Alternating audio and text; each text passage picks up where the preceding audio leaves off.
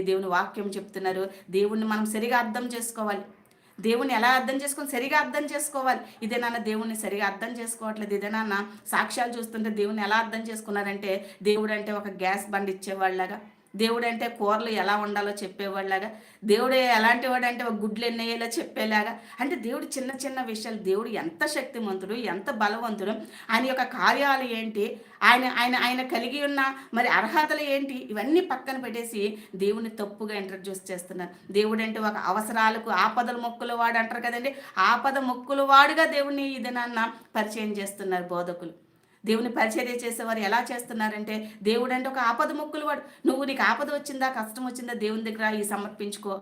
వాళ్ళ లాభాపేక్ష కోసం, వారి బెనిఫిట్స్ కోసం ఏం చేస్తున్నారంటే, దేవుడికి ఇంత కానుకిచ్చుకో, దేవుడు నిన్ను స్వస్థపరుస్తాడు. దేవుని మందిరంలో ఇది ఇవ్వి, దేవుడు నిన్ను స్వస్థపరుస్తాడు. అంటే దేవుని ఎలా పరిచయం చేస్తున్నాడంటే, నీ దగ్గర ఏదో లంచం